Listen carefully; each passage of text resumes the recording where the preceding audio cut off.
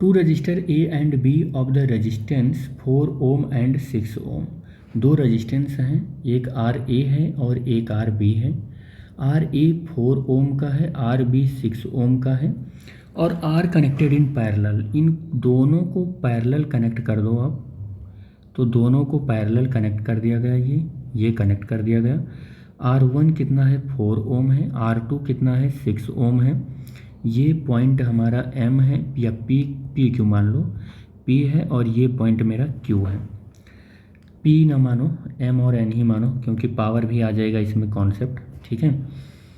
The combination of the combination is connected across the 6 bolt. ये combination 6 bolt की battery से connect कर दिया गया, 6 बोल्ट की बैटरी से कनेक्ट कर दिया गया। और नेग्लिजिबल रेजिस्टेंस, यहाँ पर इंटरनल रेजिस्टेंस है ही नहीं। कैलकुलेट करना है power supplied by the battery, battery ने कितना पावर सप्लाई किया। तो पावर सप्लाई अगर कैलकुलेट करना है तो इसके लिए आपको कैलकुलेट करना पड़ेगा पावर, तो पावर ही तो कैलकुलेट करना है, तो power P is equal to V into I होता है। तो हमें किसी तरीके से यहाँ से क्या मिल जाए, सिर्फ I मिल जाए, ठीक है। I मिल जाए तो काम बन जाएगा। या फिर एक और फार्मूला, चलो यहीं से काम बनाते हैं हम। तो हम पहले इसका R नेट कैलकुलेट करते हैं। तो R नेट कैलकुलेट करना है हमको अगर, तो आप देख रहे हो पैरेलल में है, तो पैरेलल में R नेट का फार्मूला होता है 1/R1 प्लस 1/R2, 1/4 प्लस 1/6।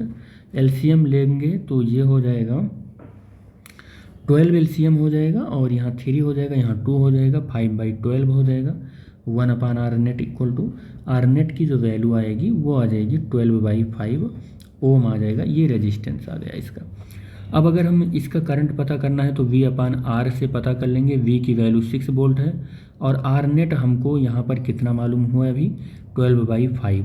तो 6 × 5 ऊपर जाके मल्टीप्लाई करेगा और 12 हो जाएगा, ये 2 से तो 5/2 हो जाएगा। और I की वैल्यू कितनी आ जाएगी, 2.5 एम्पियर आ जाएगा। I की वैल्यू 2.5 एम्पियर आ गया। अब बड़े आराम से आप कैलकुलेट कर ले जाएंगे पावर, क्योंकि पावर का फार्मूला ये होता है। और अगर ये होता है तो P is equal to VI, तो P की वैल्यू हमको कैलकुलेट करना है। और V की वैल्यू देखो, V की वैल्यू 6 है और I की वैल्यू अभी अभी आपने कैलकुलेट किया 2.5 है ये, और ये है V। तो आप P is equal to solve करेंगे तो कितना आ जाएगा 0 और ये 15 वाट आ जाएगा। P इज इक्वल टू कितना आ जाएगा 15 वाट आ जाएगा। तो ये जो हमारा लगा हुआ है यहाँ पर जो इलेक्ट्रिकल अप्लायंस, उसका पावर इतना हो जाएगा, 15 वाट हो जाएगा, ठीक है। अब कह रहा है कि power dissipated in each resistance, इनका हमें पावर बताना है ईच रेजिस्टेंस का, ठीक है। तो यहाँ का हमको वोल्टेज पता है 6 वोल्ट है, यहाँ का भी वोल्टेज पता है 6 वोल्ट है। तो हम क्या पता कर लें, यहाँ पर इसका पावर पता कर लें। इसका पावर अगर हमें पता करना होगा तो P is equal to V into क्या होगा I, या फिर क्या होगा I² R होगा। तो हमें यहाँ का I पहले पता कर लें। तो यहाँ का I क्या होगा, ओम्स लॉ से V इक्वल टू IR से, तो I is equal to V/R हो जाएगा। और यहाँ से यहाँ पर मैं ऊपर से लिखना शुरू करता हूँ, I is equal to V/R। तो I इज इक्वल टू, ये I1 कह दे रहा हूँ, इसको I1 कह दे रहा हूँ, इसको I2 कह दे रहा हूँ, I1। तो V 6 है और R यहाँ पर कितना है 4 है, तो ये 3/2 या 1.5 एम्पियर होगा। I1 की वैल्यू 1.5 एम्पियर है।